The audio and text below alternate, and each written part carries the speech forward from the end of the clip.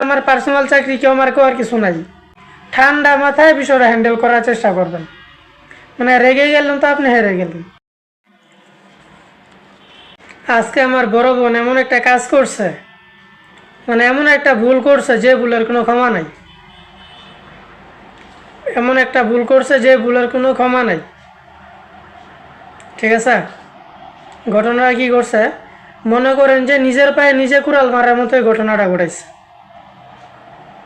ঠিক আছে, ঘটনাটা কীরকম আপনার কই, এই আমার বোন বড় বোন আর কি, সে যে কোম্পানিতে চাকরি করতো সে মাসে 18,000 টাকা স্যালারি পাইতো।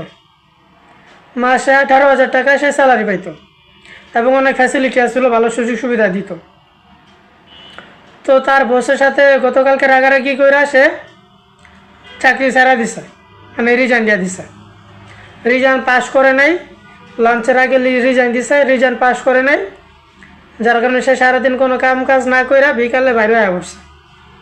ঠিক আছে, মানে এত ভালো একটা কোম্পানি ছিল, ও এত ফ্যাসিলিটি আসছিল, ভালো সারে দিত, বেতন টেতনে কোনো কাহিনী হইতো না।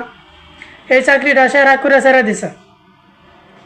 অথচ রোজার আছে আর মাত্র 2 মাস 3 মাস, ফেব্রুয়ারিতে রোজা, এই সময় যায় সে এই চাকরিটা ছেড়ে দিছে। মানে আপনি বুঝতেছেন কী পরিমাণ ক্ষতিটা সে নিজের করছে। বেতন পাইতো 18,000 টাকা, বেতন বোনাস পাইতো, এরপর আর অন্যান্য সুবিধা ছিল, এই সবগুলা সুবিধা সে মিস করছে।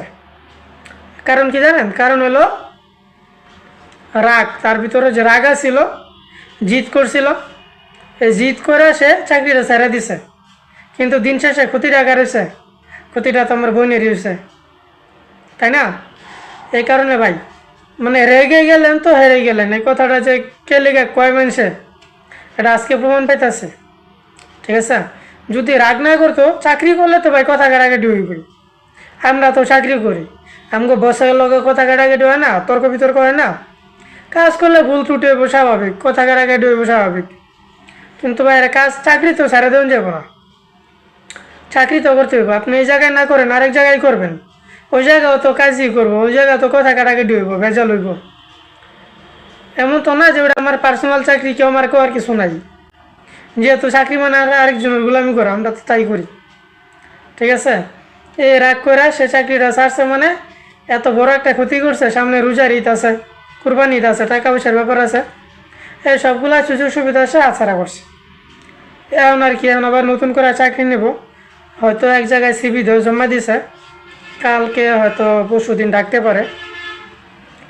যদিও তার যোগ্যতা আছে ভালো, সে অন্য জায়গায় সহজে চাকরি পাওয়া যেতে পারবো। কিন্তু এই যে সামনে ঈদের যে সুবিধাটা, বেতন বোনাসের ব্যাপারটা আছে, এটা তো সে পাইব না। হয়তো এসে ভালো ফ্যাসিলিটি অন্য জায়গায় নাও পেতে পারে।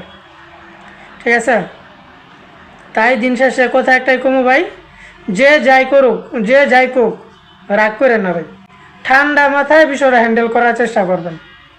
মানে রেগে গেলেন তো আপনি হেরে গেলেন, তাই রাগ করুন যাবো না, ঠান্ডা মাথায় সব কিছু হ্যান্ডেল করতে হবে।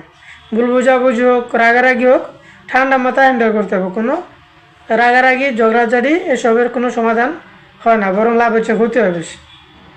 ঠিক আছে, সবাই ভালো থাকবেন, আল্লাহ হাফেজ।